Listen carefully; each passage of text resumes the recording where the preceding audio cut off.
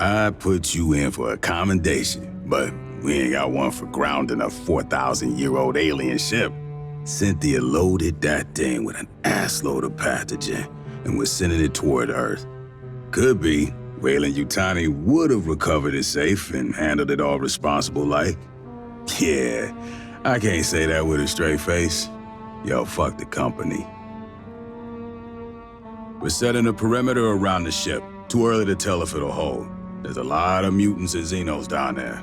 Palace Station, the main part where Hanukkah worked, is still infested. But no sign of the Queen yet. Gracias a Deus. That ain't our problem. Yet. We gotta deal with the Katanga hive. Listen up. There's a Xeno Queen on Katanga, laying eggs. Colonel Ship says we gotta destroy the refinery. But the problem is, Endeavor, she ain't got the firepower. Katanga's a whole damn city in space. We could incinerate chunks, but we ain't got enough heavy ordnance for it all. So here's the deal. We're gonna overload the refinery's fusion plant. That's gotta be done from a control center at the heart of the hive.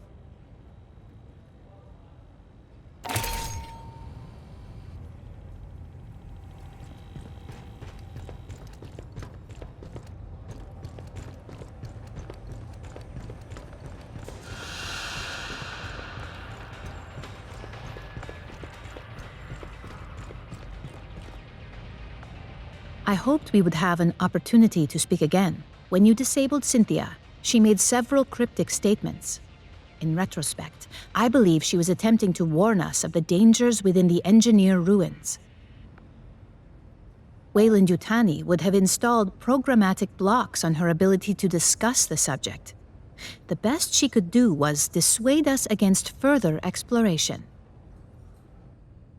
Cynthia defended Weyland-Yutani's investments on LV-895, yet her actions suggest a hesitance to directly engage us.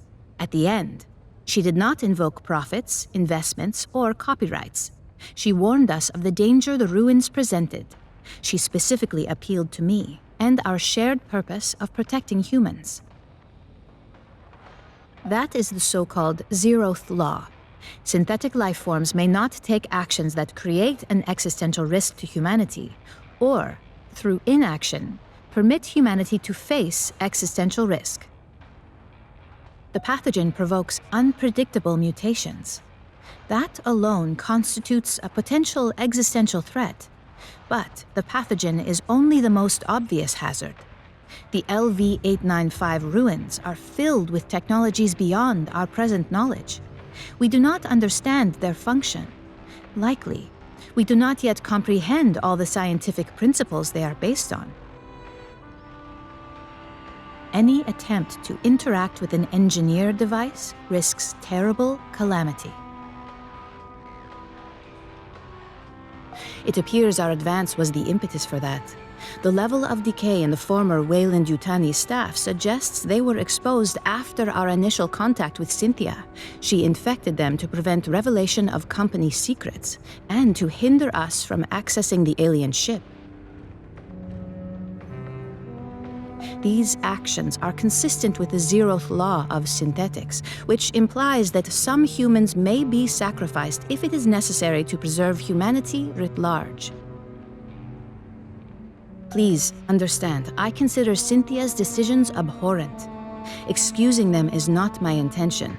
Colonel Ship dwells upon moments in her career she has been required to make similar choices, when she ordered Marines to their deaths to achieve a critical objective or preserve a greater number of lives. It must be left to future generations to judge the decisions made here today.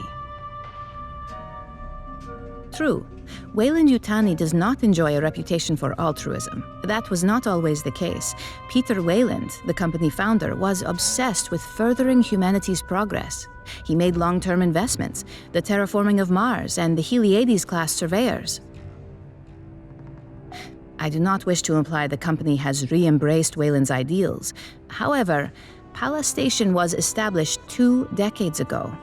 It was not intended to turn a quick profit.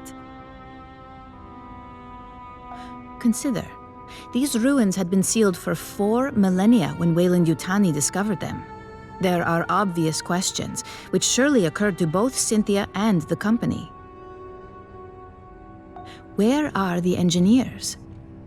If they still exist, are they aware of humanity? If they're gone, what extinguished such an advanced culture? I will retain the briefing file for you. If you ever wish to review, you have but to inquire.